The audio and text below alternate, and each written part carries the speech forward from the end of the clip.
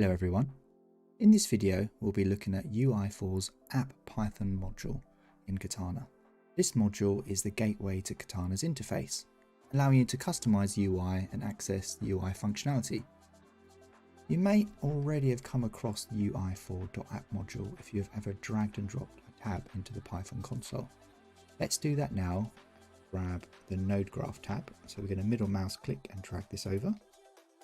You can see it's UI4.app and then .tabs, .find top tab of the node graph. Let's take that and store that in a variable of node graph tab equals. Okay. Now we have the node graph tab. It has some methods that we can use that aren't part of the node graph API because they're UI based. So for example, if we were to do what we did before where we created some nodes and connected them like so, what we can do is take this list of nodes that we've created in our nodes variable and then use our node graph tab dot float nodes and give it our node list of nodes. Run that.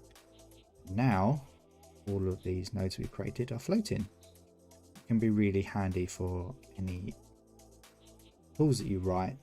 It allows the artist to place them wherever they want. And there's all sorts of other functions in here as well. So we also have the ability to frame selection, for example. So on that, now it's going to frame all of the nodes that's selected. We can also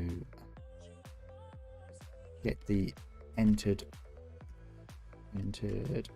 node root node. So currently we're at root, so if we run that, we're at the root level. If I were to go inside this group node, for example, run the same code, now telling us we're in the group node called group. We go inside that one, now in group one, and we run our code. It tells us that we're in a group node called group one. Okay. We can also go to a node. So this can be really handy if you want to find where a node is. So there's a primitive create node somewhere. Don't know where it is. I'll run this. Here I am at the primitive create node at the root level. So that can be great if you want to jump somewhere. We can also, from the node graph tab, we can get the menu bar and we can add menu items and actions to this. So we can go node graph dot get menu bar, say node graph menu bar equals, and then from here we could do something like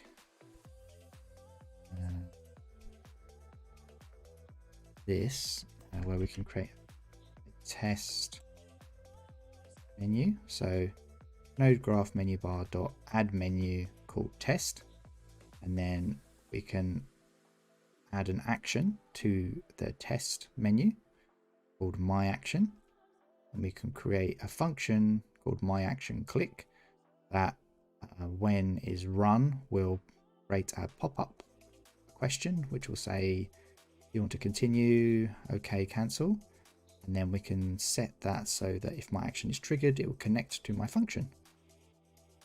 We can take all of this and run that. Now we have our test menu, my action, click that question. Okay.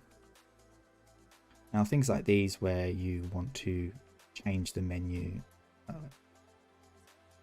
add actions and things, you'd want to do that in a startup script or a UI plugin kind of thing. So we can cover that in another video, but I thought I'd just kind of show you how easy it is to access these.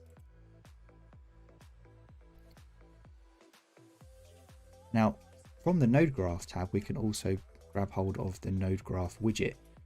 And from the Node Graph widget, it will allow us to run some of these functions that are part of these actions. So instead of us having to find, the edit menu, find the action that's called align and run that, what we can do is go Node Graph widget equal to the Node Graph tab.get graph widget. Okay, and then from the Node Graph widget, we can do things like collapse selected to stack. So for example, I have two attribute set nodes and I want to make them into a stack. Run this. Now we have an attribute set stack. I can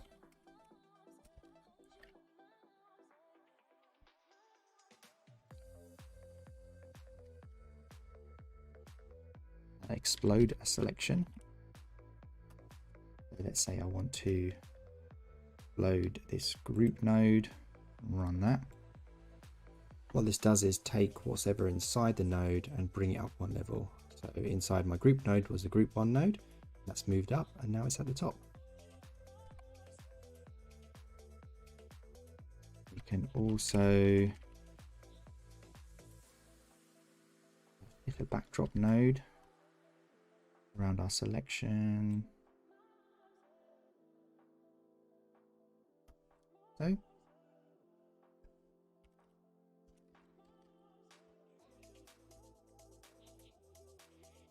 merge selected nodes. All of these you can find in the menu. So just like this, you go edit and there's merge.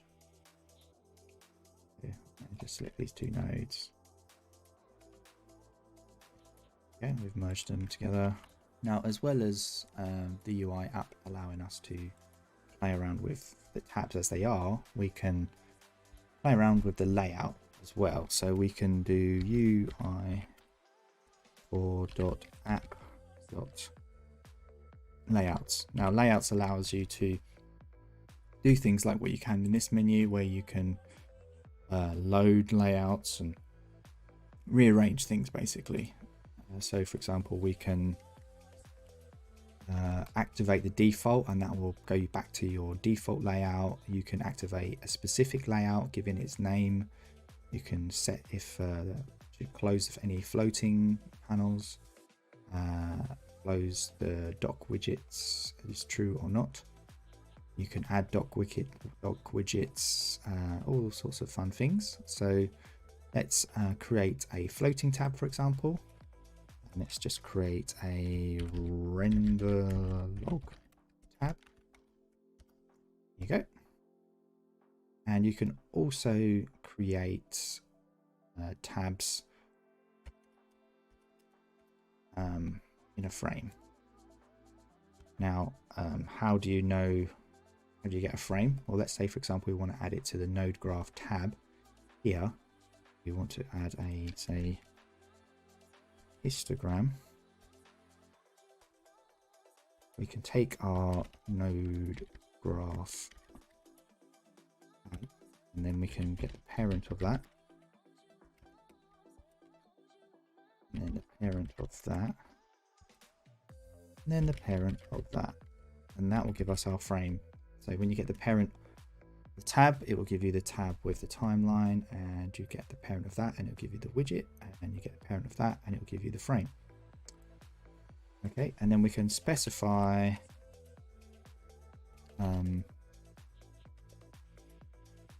if it should have a title, and we'll just say that as none, and then we'll put it at position 2.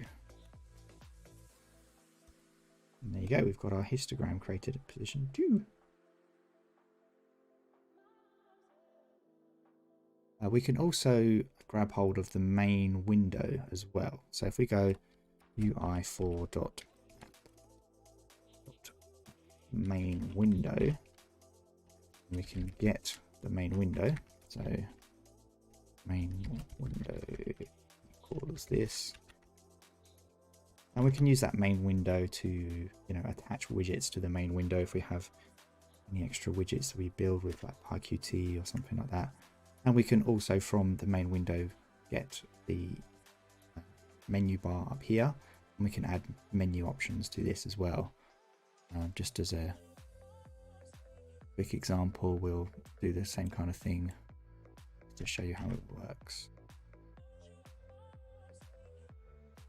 The menu bar would be get menu bar and then add menu, and now we have our new menu here where you can add actions to, etc. Now another thing that it has is the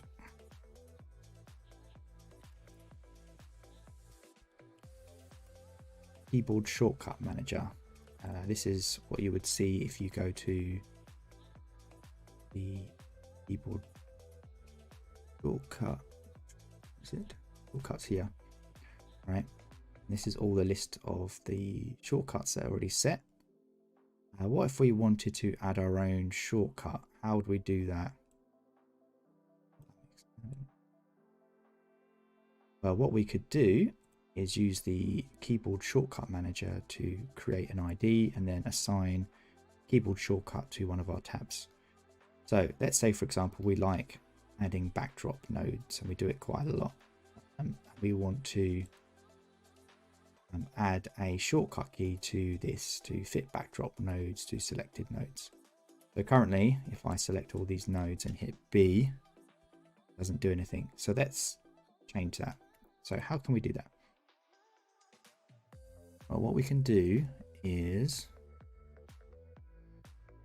pretty simple. We can say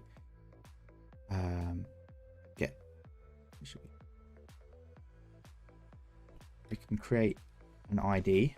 So we're going to say ui4.app.keyboard shortcut manager.generate action ID. We're going to call it backdrop. This is going to generate an ID for us, and we're going to store that as backdrop ID. Okay, then we're going to find our node graph tab like we did before. I'm just going to call it NGT. And then from the NGT, there is a register keyboard shortcut, and it needs its ID, and it needs the name of it. It needs the shortcut, and that's going to be B, and it's going to run a function which is called fit backdrop, and we're going to set it to none. Okay. We already know how to fit the backdrop, so the function is be very simple. So function is fit backdrop, and it will receive args, and the first argument would actually be the tab. So from there we can get the tab, and from the tab we can get the node graph widget like we did before, and then run the fit backdrop node command, and that's it. Okay, so run all of this. Okay, now if we select all of our nodes and hit B, adds our backdrop. You'll notice though, if you go here, it doesn't add it into the action. So we could, if we wanted to, go in, change the text to add a B here. So why don't we do that quickly? So what we can do is get the menu bar like we did before. And now our text is currently fit backdrop node to selected nodes. And what we're going to do is take that text. If we find it, we want to add a tab and then add B to it. So what we'll do is we'll go through the children of our menu bar, and if the name of the type is a Q menu, and if the title is called edit, then we'll find all the actions that that edit menu has, and if the action text is equal to our text, then we'll actually set the text to add that B in. So let's just run that. Okay, now if we go to our edit menu, we can see we've added the B here. Okay, and again, this will be something you'd want to add in startup menu, startup script, which we can go through another video.